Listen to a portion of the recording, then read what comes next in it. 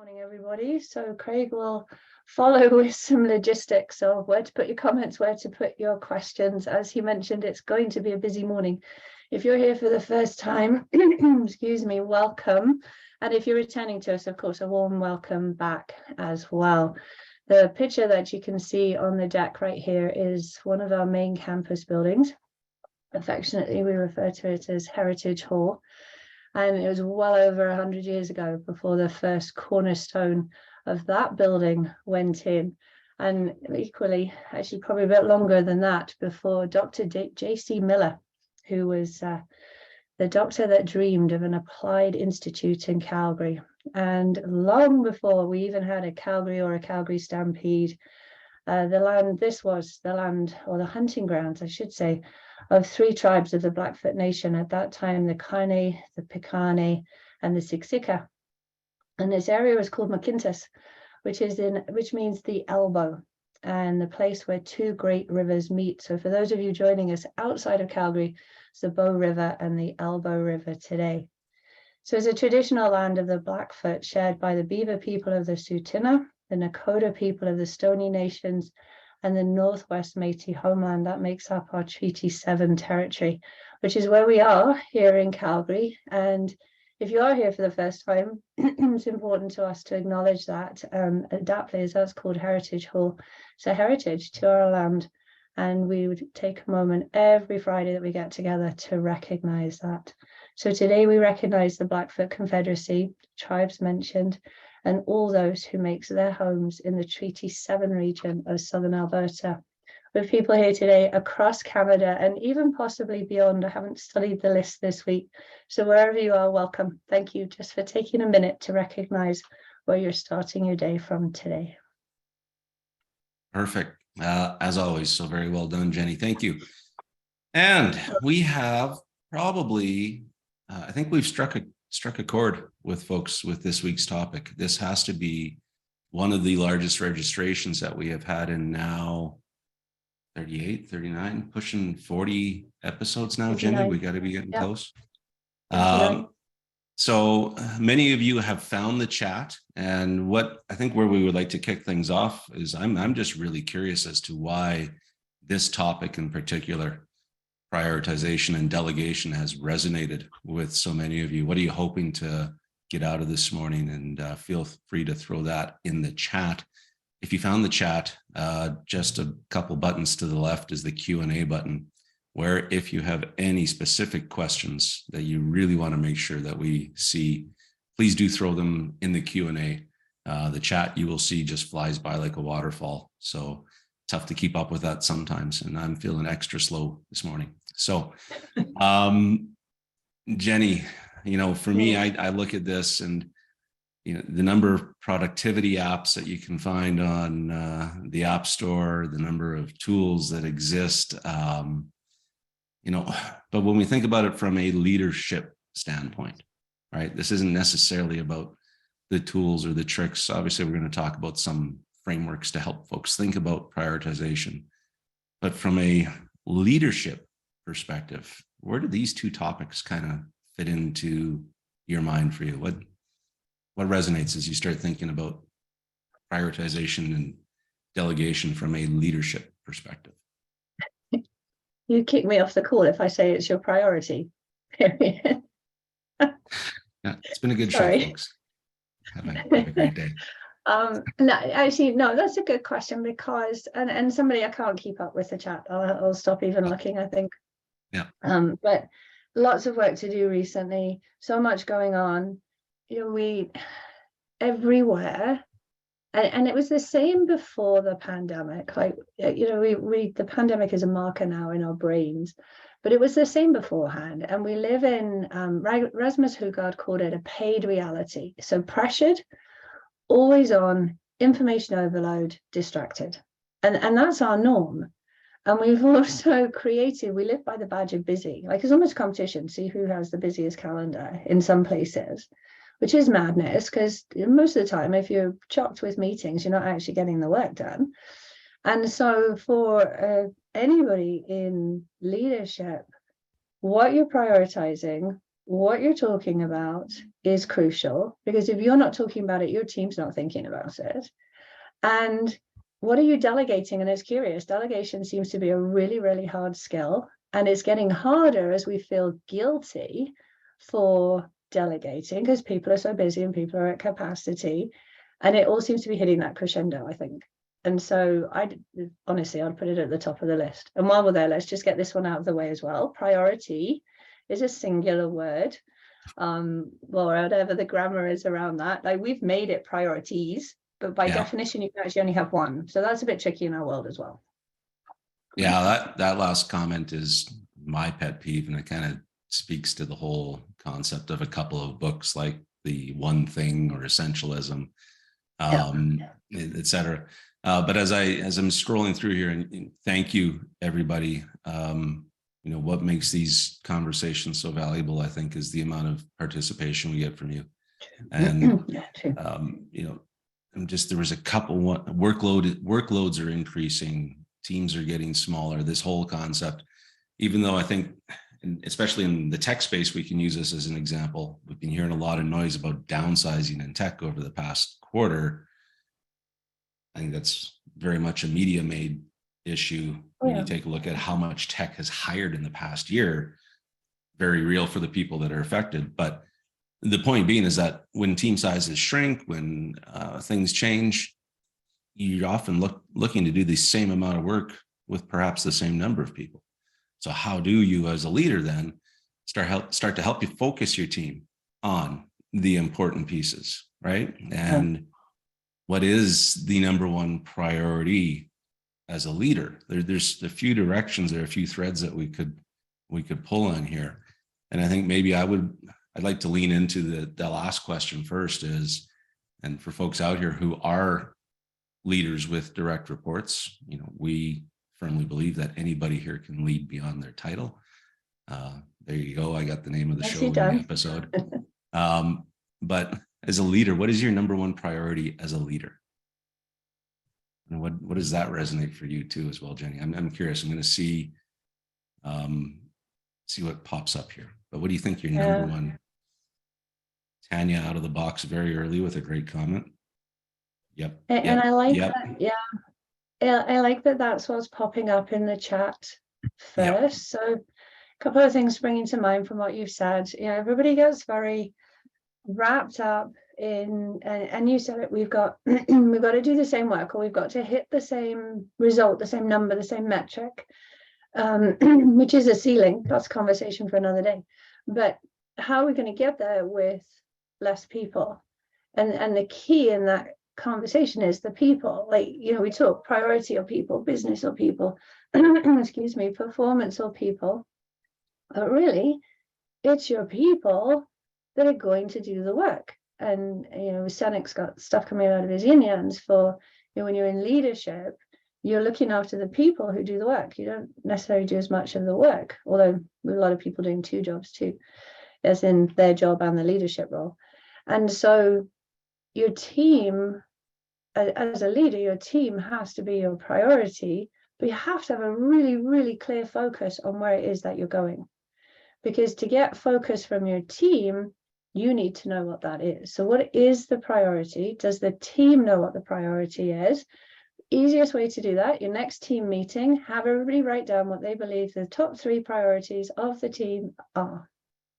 And if everybody aligns, take a minute and have an absolute celebration. Because a number of times I've done that in a room with the team, and they're all over the place. Excellent. Let's tie this back in. Because that really helps people to look at what they focus. You mentioned essentialism.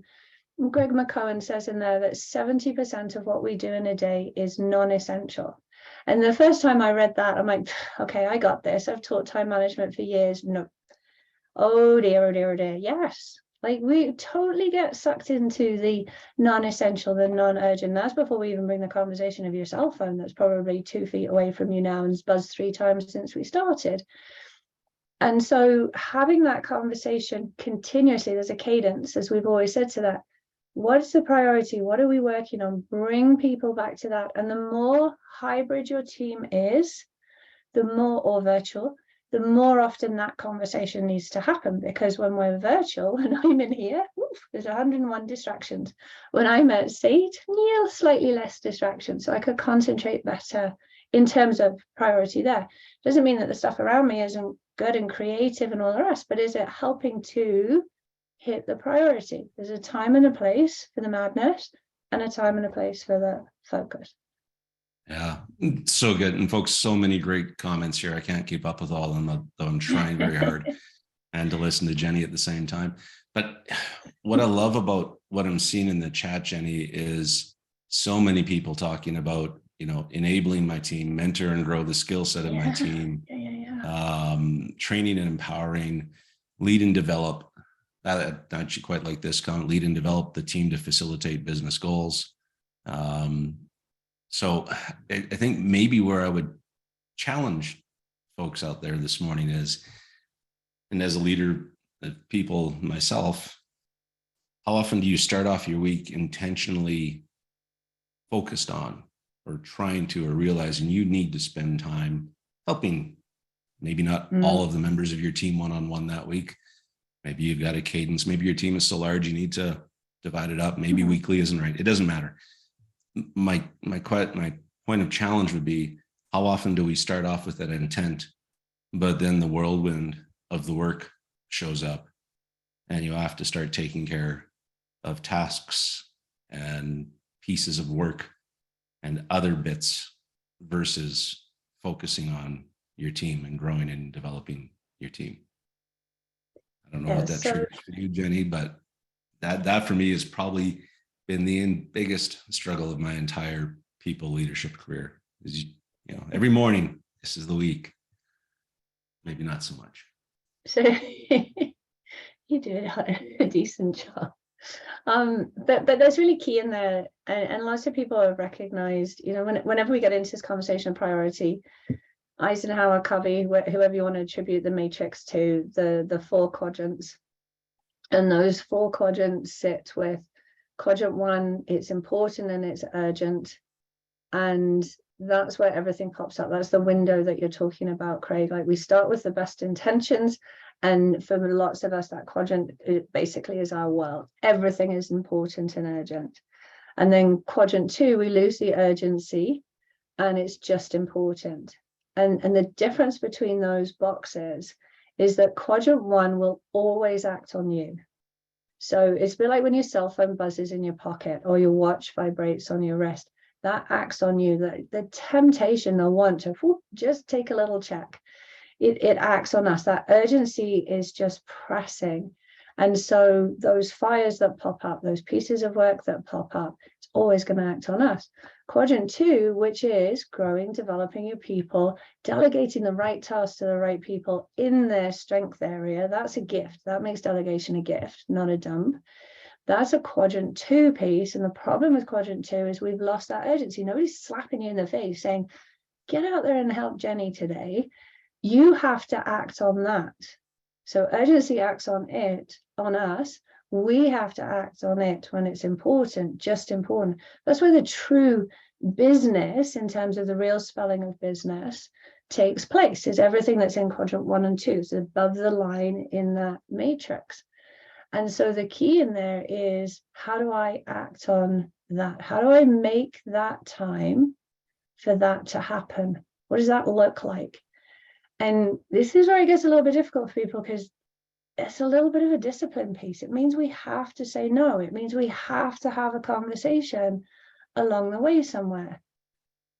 And we know, we've said this too many times, that's difficult in places. Yeah. And I love I think, you're basically talking about an Eisenhower matrix there, right? Jenny, right? You're 2 by 2. And, you might want to pop that one up just for folks to see, because I think you really touched on a couple of good things there. And Matt, I love your analogy that you have in there, Matt. I think that one is fantastic. So for those of you following along, it's a couple comments up from the bottom at the moment. So here we go. This is it in its normal version. I'll show you Jenny's version in a minute. So the ones I was just talking about, top left is your important and urgent. There's our lives. And top right is important only, so not urgent. There's all the stuff that really hits the goals, hits the metrics, drives the performance, empowers your people, allows you to delegate, gives you some time to focus on the priorities as well. Because that's the other thing, when you get sucked into the whirlwind, the left-hand side of the quadrant, you can't do any of that top right stuff that really allows you to develop and therefore your team to develop as well. And so, to put it into easier terms, what I was just saying, there's your sort of base quadrant, and everything above the line is business as we want to see business. Everything below the line, that 70% that McCohen talked about, is busyness. And we wear that badge. Like, there are lots of people who will run around all day looking really, really busy and come away thinking, I didn't do anything today. Okay, that's the whirlwind that you mentioned. That's a Coveyism right there. And the problem is, there's nothing wrong with one, that's business. But we get sucked into doing stuff that's just urgent, fighting fires that aren't ours, paying attention to emails that really aren't our conversation to be in. We've just been CC'd because somebody's looking after themselves or protecting this or that. And when we live on that left-hand side, where it all acts on us, it's all an urgency all day, we end up looking like that set of eyes there. And what everybody really wants is to be able to sort of have that calm look, to be able to look up. Like, I've had people come into our time management classroom that says, I've wanted to do this for 4 years and I just haven't had time. It is all one day, and I'm not kidding. So the key in here is that we have to act on it. And it's making time for this quadrant, because this is where control comes from. This is where calm, if you like, comes from. There's less stress over here. This is just madness. And we won't get rid of box number 1. And I don't know that we should either. And there's a lot of people who love to live in box number 1. Please make sure you're looking after your well-being if that's you. We have urgency addicts, and the world needs them.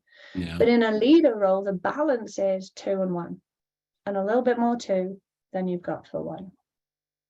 Yeah, no, it's funny you mentioned the folks that like to live in that busyness. I used to have a past colleague. You would get on the phone with them and they would spend 45 minutes telling you how busy and full their calendar was.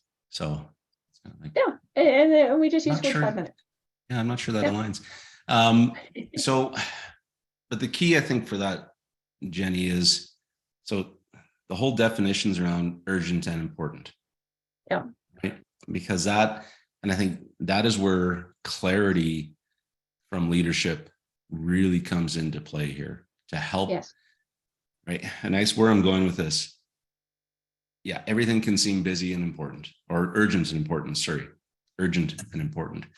Yeah. But how, like, what are the filters that you start applying to that? How can you help your team make those delineations? There was a comment here earlier, and I guess where I'm going with this is this whole concept of clarity.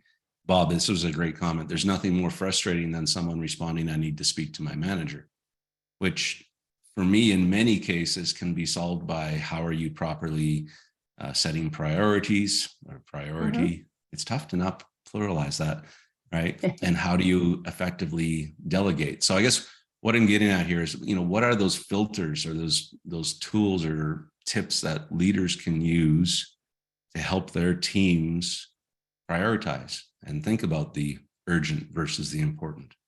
How do you align on what is that as a team? So I think more or less you said it in there. Okay. Is well done. There you go. Brilliant. But number 1, like, okay, are we clear on the priority? This, because what we do, you can only have one priority, but there may be 5 things that are important. But that provide that instantly, that's a filter. So something comes in, is this anything to do with those top 5? No. Okay, then it has to sit on this side for a bit, because this is what we're working on. But we have to constantly be vigilant to the fact that we're aligned on what the priority is. And then secondly, within there is, what's your role? So role clarity. And within that role, it's possible to pick up on a word that I think has come by in the chat, to empower people. And I had a great phrase the other week where somebody had said, what is it? Do I want to disempower that person by being involved? So from the leader's perspective, do I want to disempower that person by getting involved? Wow. And that kind of stuck with me. I'm not sure that's exactly the quote, but if we've got the role clarity, if we've got the guardrails, like here's the boundaries, this is the point where you need to check in, and that might vary for who's on your team and what their role is and how long they've been with you and all of those pieces. And then we've got the priority. There's that filter piece. Those would be the two that I would come back to every time. And I think the other thing that leaders might spend a little more time on is checking in on what people are working on. And so one of the things I talk about, when if you're on the other end, so if you're my leader and you say, okay, Jenny, here I have this project, I think this is brilliant, matches your skill set. My next step should be, Craig, this is what I'm working on. What would you like me to lose off here? That's where I was going to go next. How are we going to balance that piece? Because if I don't assert that, and if I don't have that to be able to show you, all right, then I'm going to end up overloaded really quickly, because I'm somebody that thinks everything's fun. Sure, send it this way. And the next thing I know, I'm drowning, absolutely drowning. But if we look and say, okay, this is what's going on, what can we move? Sometimes the leader too, oh, all right, well, you're still working on that one. That is a perfect task for Sally. And I'm going to delegate that one onto Sally. And that's a shifting of tasks, shifting of sort of roles and what we're doing. And I think too often we think, okay, here's our box, stay in your box, do the work in your box, follow your job description. It just never happens that way. So if we actually work with the way it does happen, we can get more fluidity rolling. Yeah, no, I really like that. And the whole concept of what do you take off the plate? Because I think demands always come to do more. We need more, we need better, quicker, faster, right? So here's more for you to do. But there's very little, I think, conscious or intentional effort that teams or leaders or organizations put in. Again, I'm speaking in generality here, but taking stuff off the plate as well. Yeah. Right. Because you just can't, right? I'm sorry, go ahead. No, I was just gonna say, like, go right back to Greg McCullen's 70%. Take a really good look at what the team is doing. Like, what is in our 70%? And you want to get there quickly. What is the biggest waste of time in your day from their perspective? Because there's two things there. Either it is a waste of time and they hate doing it, and why are they doing it? Or, oh, okay, that's actually not a waste of time, because when you do that, this happens, this happens, this happens. They've just missed the big picture. Now you've put value back to that task. It's much more likely to happen, and perhaps happen with a tad more quality than it would have done before if I thought it was a waste of time. Yeah, you touched on something really interesting there too, is how often are things done because that's the way they've always been done. I know that's the most dangerous expression in business. But there are some things around administration, other activities, et cetera, that just have to be done. Yeah. But perhaps we overlook, or organizations or leaders overlook, explaining why, the importance of why they need to be done. For sure. And why they are done that way. It's, for me, I don't know, it's just a good trigger, like, running sales organizations, CRM, everybody get your notes in your CRM. Well, for any other sales leaders with us today, I'm sure you're all chuckling at that right now. But okay, to shift a little bit into delegation, because you started touching on this. The question here from Greg, and how can we delegate to the staff members' strengths while at the same time remaining inclusive to all team members, and avoid the perception of favoring one staff member over others? Well, that's a good question. Okay, there's lots in there. Yeah, and just 1 second. Sorry, there's been a couple of questions. The slides will be shared. So and there's more slides. You'll get more slides than we show. There's always more slides than we show, always. Yeah.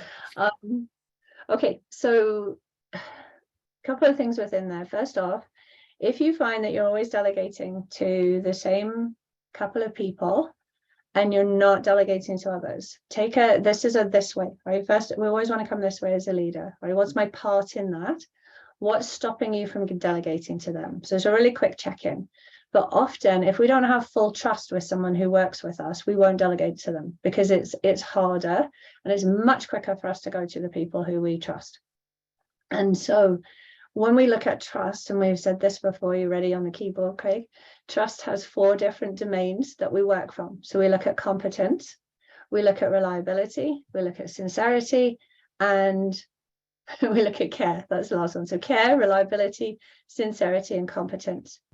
And so I really like that part there, because if you're not delegating to them because it's a reliability issue, that's an easy conversation. There's the piece. Here's the guardrails. Here's the deadlines. Here's our no-brainers. Be fair. That's actually a 2-way conversation. Can they work within that space? Second part of that question is, and I love it, how do we delegate to people's strengths? So Craig, you and I sort of noodled on this a little bit. Marcus Buckingham has some good work out now on what do you love at work? He refers to them as those red threads. So we all have things that really just light our fire at work, and that's a great place to be able to delegate to. So number one, you have to know those in your people. Now here's the key. You will see strengths in all of your team, but they also know what their strengths are. Some of them won't be able to articulate it very well because they've been brought up saying, don't talk about your strengths, that's arrogant, why would you blow your own trumpets? You may have to do some work in there, but really the question is, what do you love? What brings the joy for you at work? That gives you a full spread of where the potential is. And then I think it's a work in progress, but as long as you've got the transparency and the clarity with that, and you're having those conversations in your one-on-one, when you start looking for them, those opportunities will pop up. And delegation isn't always an entire whole thing delegate. You can delegate part of a project, part of a job. I mean, it depends on what you do and how that looks. But you know, if we on our team had someone who loves doing the PowerPoint and somebody else whose absolute skill is in the instructional design, we could go to 2 people there and get such a better quality than putting in one who will excel in one and grind through the other part. So the hard part of this is the time. This is quadrant 2. You got to stop, you got to think about it, you got to assign that, you got to keep an eye on who you're delegating to. And then that continuous conversation as well. I think I covered most of it. Yeah, because delegation isn't necessarily a time saver for the leader, right? No, but a time investment. Love that.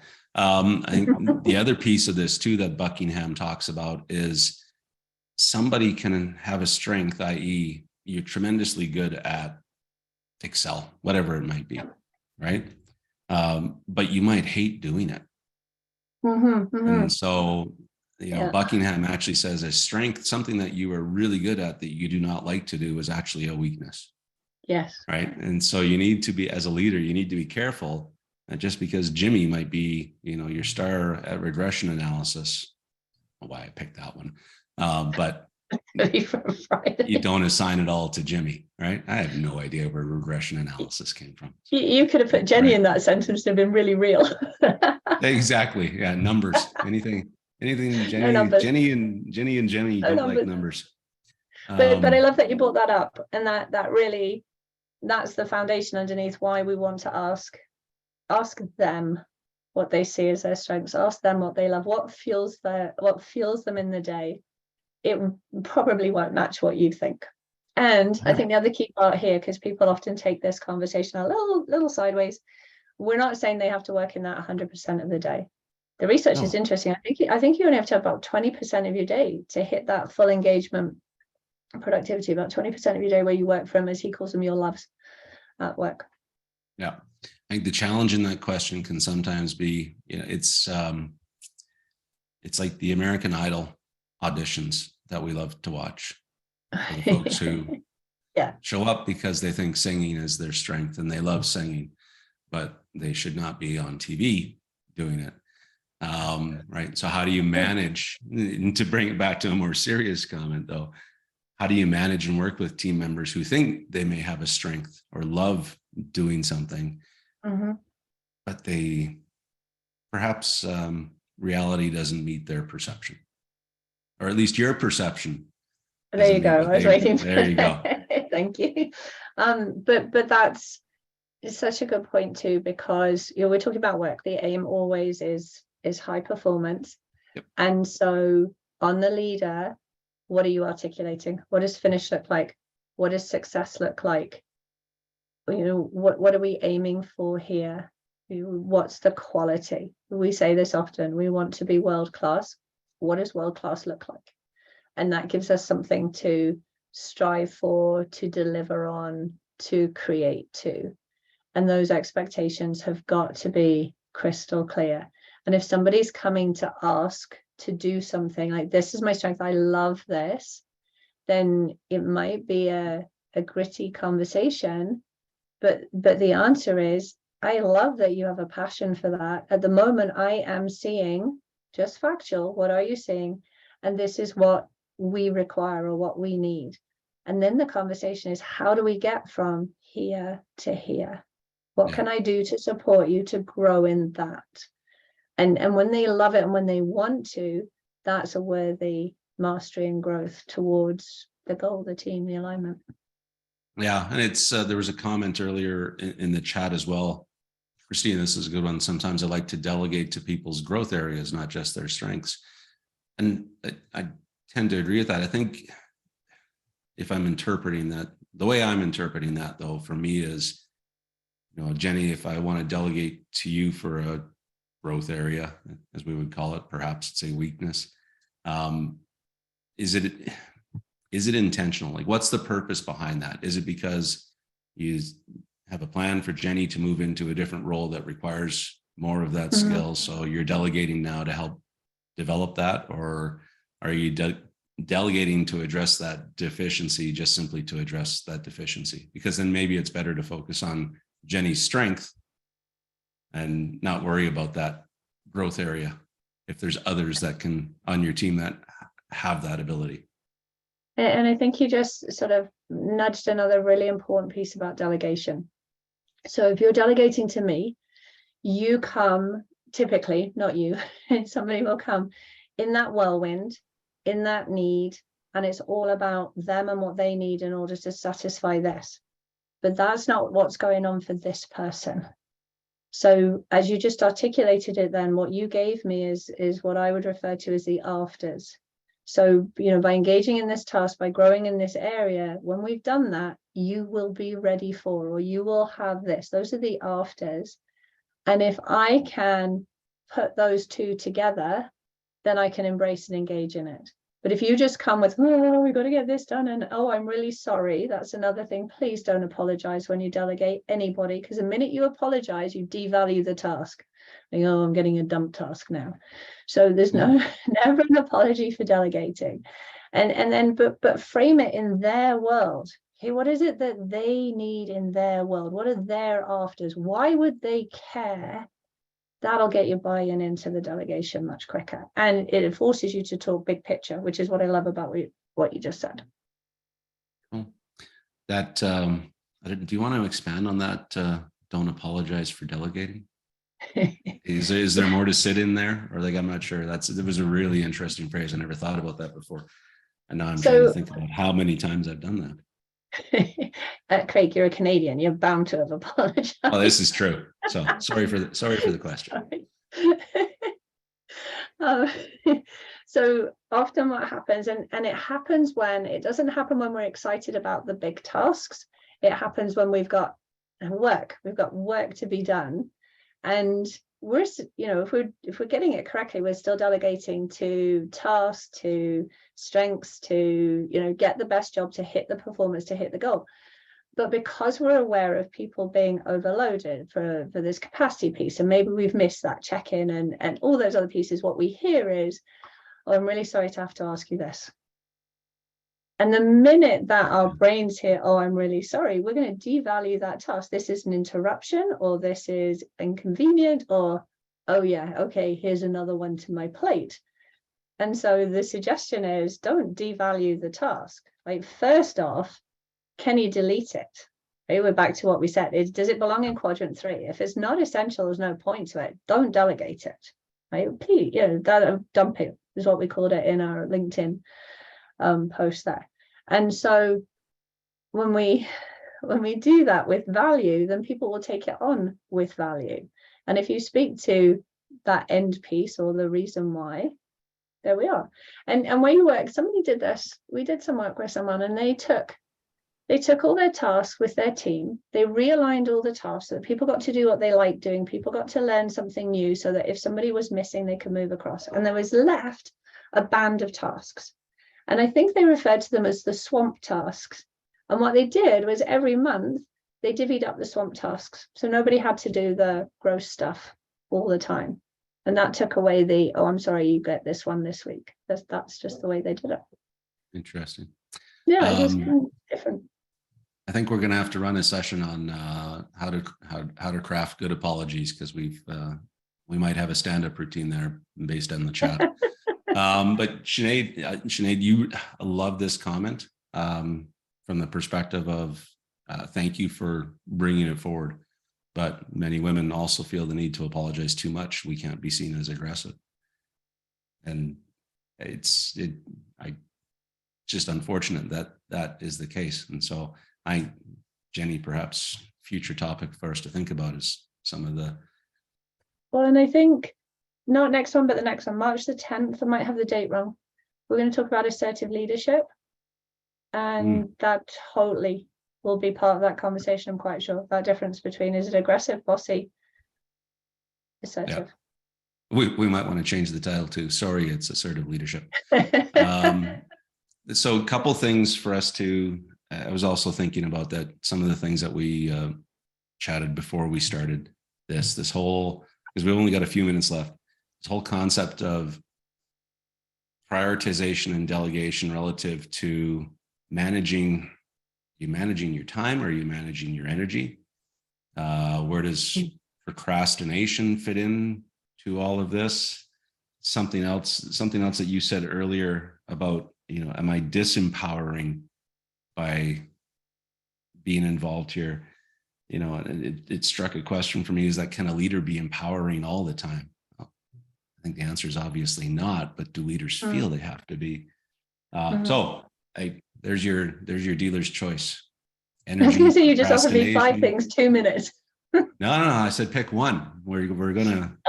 Which one? If you want to go with the essentialism approach, right? What is the one thing or the one question that we can answer right now that will make the rest less important or less meaningful?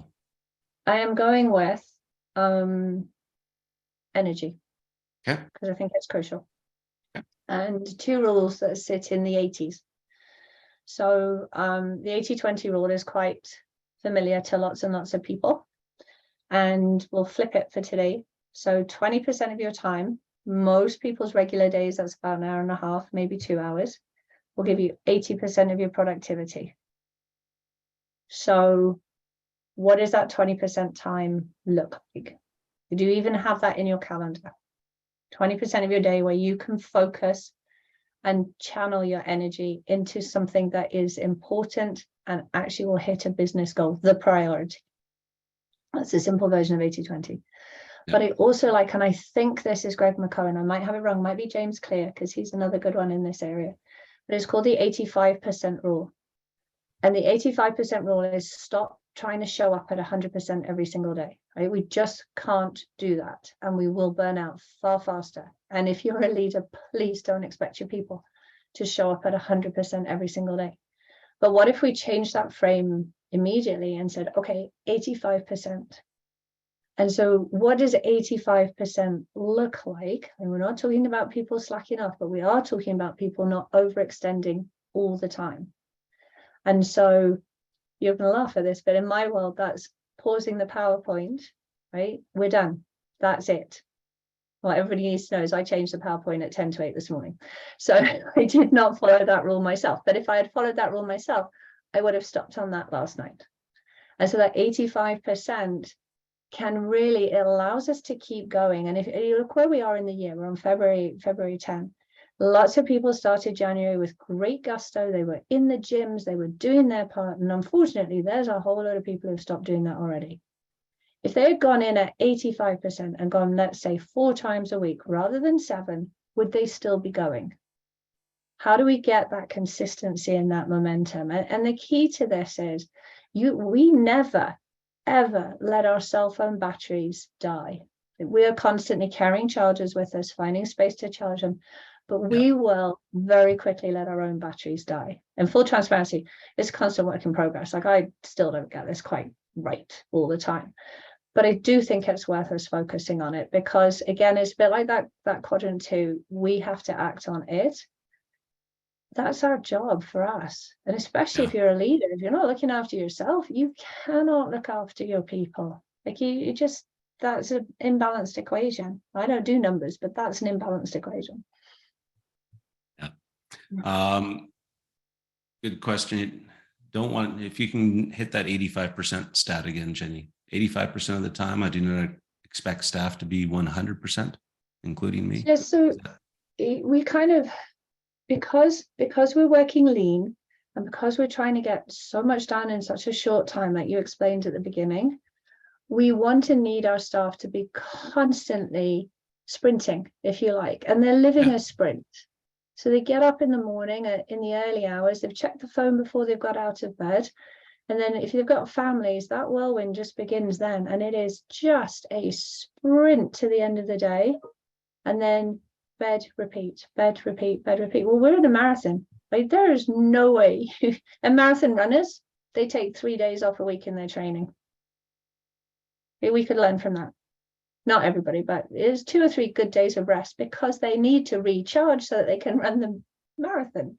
And so there's a quote, I have it in a slide somewhere, we'll send it out to people, by Lauren Schwartz, and that, your life is a series of sprints, but you've got to recharge in between them, or you just run out. And we're seeing that, where people are running out. Yeah. I've clearly taken 3 years off of my marathon training. So we're pretty much at time, Jenny. So I think we want to start. Yeah, this has flown past. I think we might be able to revisit this topic again. And folks, thank you so much for your engagement here in the chat. That has been terrific. We really appreciate it. So over to Jenny for kind of our final thoughts here. Let's get there. So if the slide deck will change, there we go. So our common pattern, for those of you who are new with us this time, is to finish off with 1 big idea, 2 applied strategies that you can take and use straight away, and then theoretically 3 questions, although, as we've said many times, don't do numbers, it's never 3. But we'll get there in a moment. So our big idea for today, I actually pulled one of James Clear's quotes from Atomic Habits. This is a quote. I like this quote, and it haunts me every time I dip below the line and start to do something that's completely non-essential. But take a look. What are your actions in the day, and does that stack up to who you want to be? And so if you want to be somebody that has time for your staff, take a peek at your calendar, right? Do you have time for your staff in your calendar? That's a vote for a leader who's looking after their people, for example. So we'll leave that with you. It may haunt you the same way it haunts me. 2 things that we can take away and use straight away. And we didn't come to this one, but no is a sentence. In that focus, in hitting those priorities, we're going to have to say no to people. So a couple of things that help in that space of saying no, because no is difficult. Lots of people struggle with saying no. Listen carefully. Are you actually being asked to do something? If the question isn't being asked, don't offer to do it. If it doesn't sit in your priorities, if it's not clear within there. And that goes for leaders too. When stuff is coming down, listen carefully. What is the ask of your team? Get clarity around that. And that's your opportunity to support your team there. Body language speaks volume, so you're always projecting something. So if you say no, but your entire body language says, well, yes, maybe, the other person will take that as a yes, maybe, and they'll be running. You'll be signed up before you've had time to even think about it. So if you need to practice saying no, There's lots and lots of places where we can go for the no as a complete sentence. And then I really like this bottom one. I use it a lot. If I say yes to you on behalf of my team or for myself, then what's the no to me? And am I okay with that no? And that's really, really helped in overcapacity for me in the past a little bit. So that's a worthy one to hang on to there. So I was going to say one thing to take away. There's a few things to take away in there. The next one is a prioritizing one. I love this. So my to-do list looks a little bit like the one on the left-hand side. It fills a page. And in our time management delivery, we have different ways to prioritize. But if you write out your full to-do list and then look at it really carefully, first off, get rid of anything that's non-essential, that doesn't belong there.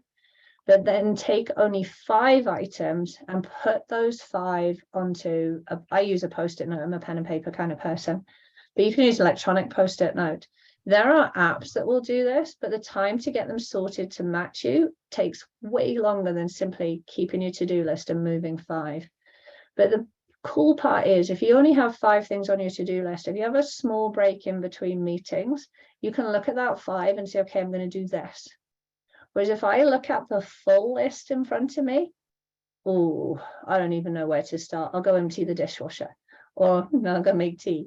And I don't get one thing done in between those 2 meetings, whereas I could have crossed one off the 5. And that time boundary at the bottom, time holds us accountable in the way that we look at time.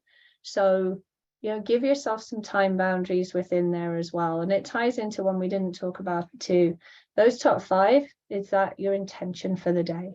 And it really helps. You'll never kill your to-do list ever, I don't believe anymore.